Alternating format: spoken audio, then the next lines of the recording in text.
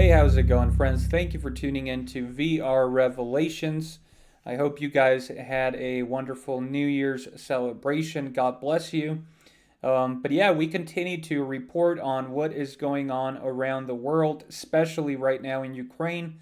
As I've been reporting in my last couple of videos here, it seems that Russia, at least a couple of days before the new year, has increased their missile attacks very dramatically. They've been launching a lot of missiles all over Ukraine, and yeah, they've been delivering a lot of destruction, which is terrible for everybody there in Ukraine that was trying to celebrate the new year. It looks like they had some of the worst attacks since the conflict began last year now in January. And in those videos, I said that it was very strange that they were choosing to carry out these heavy attacks right before the new year. Of course, I thought that this could be a move to demoralize the Ukrainian troops or the Ukrainian government and the citizens. And of course, it does have that effect when you're heading into the new year. You're trying to make new resolutions, and you're trying to start anew, and move into the new year with a positive mindset. But of course, it's very difficult to do when you're in the middle of a war zone. And so Kiev did state that they were suspicious that Russia was planning on launching a large scale attack at the capital again, like they did at the beginning of the war. However, that time it seemed like it was a small offensive. They had like small, groups of units moving independently, and it was very awkward. It seemed very disorganized, and it was shocking to a lot of people that were expecting the Russians to pretty much sweep through the country and into the capital with no problems. And so, come to find out, as I reported, the Russians are actually switching up their tactics. They said that, they were, at the beginning, they were trying to carry out this modern style of moving small, units, right, with like 4 or 5 men. This is kind of like the U.S. did in like Afghanistan and Iraq, right, where you have small units and you kind of dispatch them to different areas to carry out different objectives. But it seems this didn't work out too well for Russia, since the problem is when you have a small, squad of men, 4 or 5, and one of them is downed in a certain area, the others have to, look after that soldier, and then they can't really focus offensively on the area. And so whenever the Ukrainian soldiers push, since they are such a small unit, they really can't hold their position, and so they have to retreat. And it looks like the Russians are actually going back to the old style of organization from the Russian Empire days and the Soviet Union days, where they are actually going to move larger groups of men, bigger divisions of men. And so whenever they do go for an objective, and they do suffer some casualties, they won't be so easy to push back and retreat. They'll be able to hold their ground and wait for reinforcements. But it was very interesting to me that they were carrying out these massive attacks here right before the new year. And in that video, I did, give my opinions on what I thought was going to happen, and I did predict that they were sort of softening the battlefield, with massive missile attacks, destroying infrastructure, leaving buildings, destroyed, in order to launch a large-scale offensive. And so, that way they won't have to worry about the Ukrainian military, using these buildings and things like that. And well, look here, War News 24/7 is reporting on a possible very big preparation that Russia is getting ready to execute. So it looks like we could have a large scale offensive as Ukraine was suspecting. But let's go ahead and take a quick read here. It says, Happy New Year was wished by Vladimir Putin to NATO and Zelensky, with the Russian Air Force and Navy launching two fierce successive missile attacks within a few hours against military targets throughout the country. Russia has refuted British intelligence on the ground, pounding Ukraine for 3 days in a row, which has never been done before, shows the preparation for a large-scale ground attack. Today it launched two missile waves, yesterday one, and on the 29th of the month, two more. Total 5 missile attacks, with over 400 missiles and drones. My goodness, over 400 missiles and drones.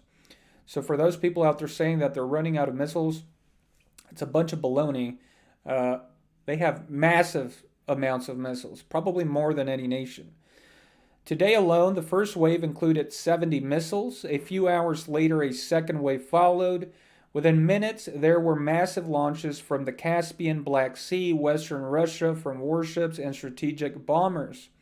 Command centers, energy facilities, anti-aircraft bases were also hit, and you can see the cities here: Kiev, Kharkiv, pretty much all these same regions that they've been attacking. They've constantly been pounding these areas for the last couple of days, of course, which is terrible to just imagine being caught up in that, for the Ukrainian citizens as they were trying to celebrate the New Year.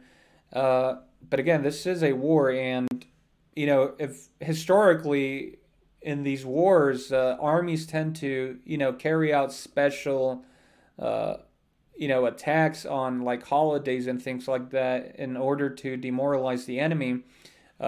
But besides that, it looks like Russia is actually softening up the battlefield again to possibly launch an attack on the capital there at Kiev. Now, we got some very terrifying footage here. What looks to be like a Russian destroyer, a modern battleship or, destroyer launching Caliber missiles. And I want you to just see the smoothness with which the ship is sailing, and also the smoothness with which these Calibre missiles are being pumped out, like Khrushchev said back in the days, like sausages. So, you can see that the Russians can launch these without no problems, very quickly, and in a high volume, to a devastating effect. And again, these aren't even like their most capable missiles. So let's go ahead and take a look at this here. 1, 2. Just look how quickly they come out. 3. Again, these are going towards Ukraine. 4.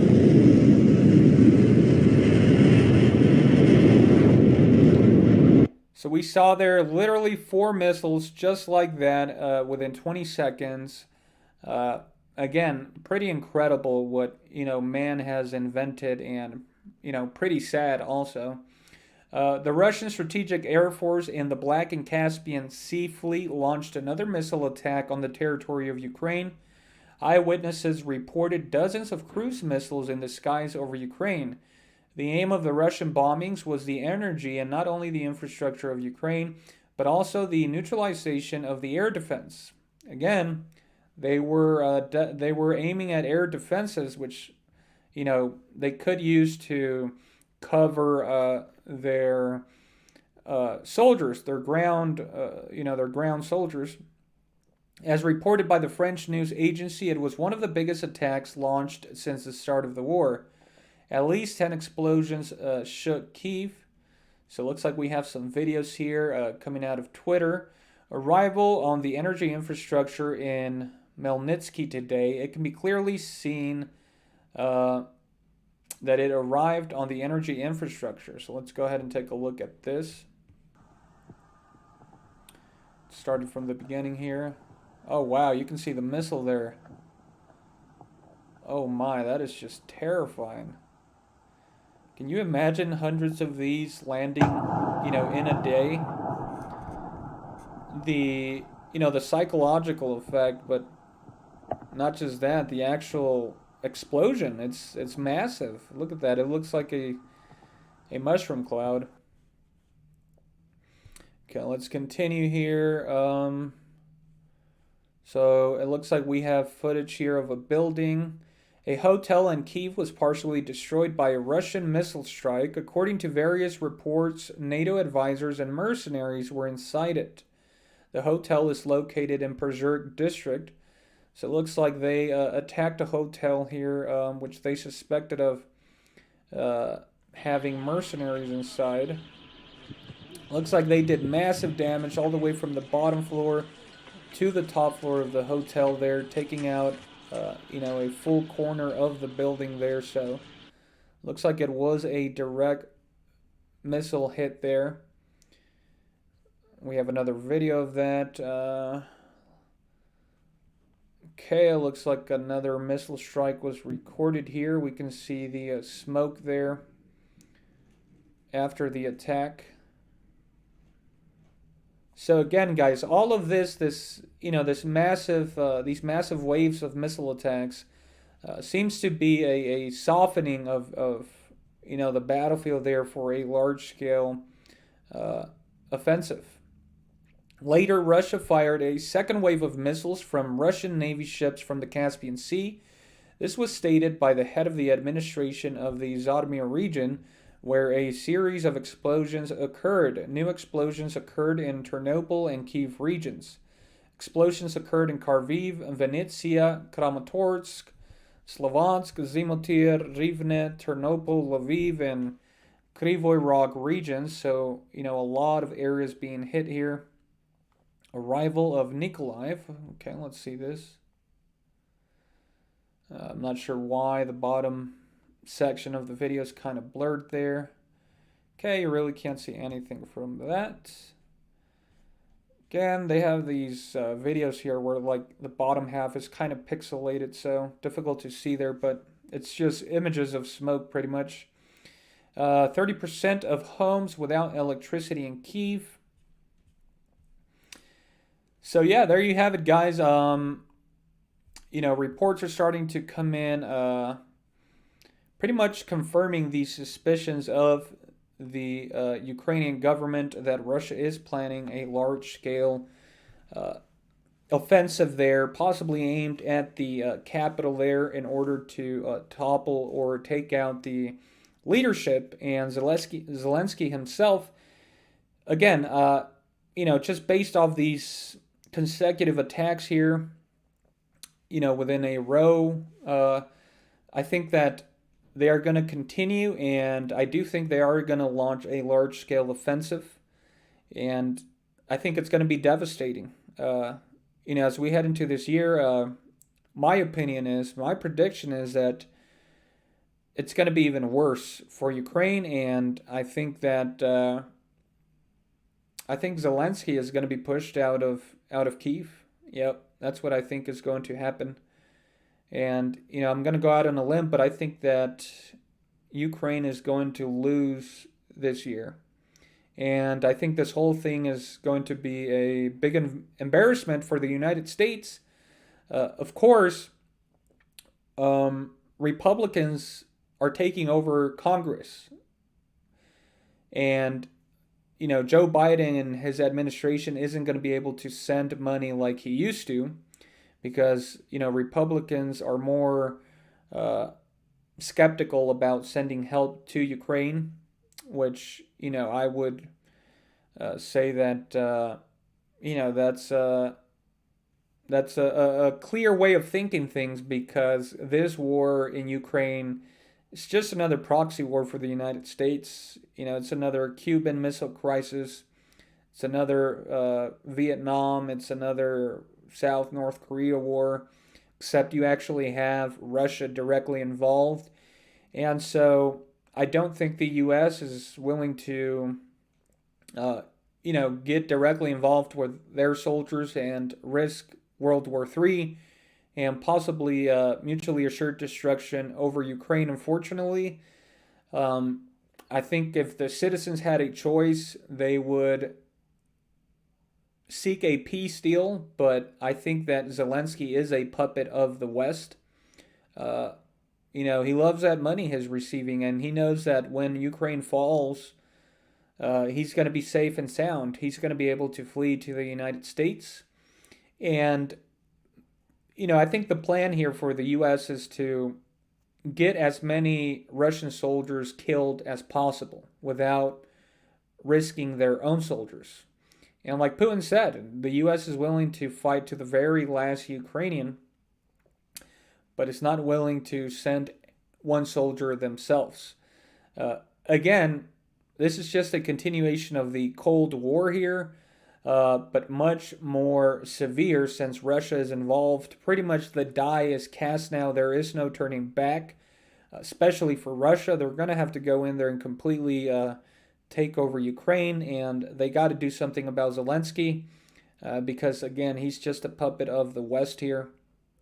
And so I think that Ukraine is going to fall. Is going to fall this year. That is my prediction. And again, it's terrible for the Ukrainian citizens, but I think the U.S. understands this, and the fact that they're not going all in yet, seeing all these missile strikes, is evidence of that.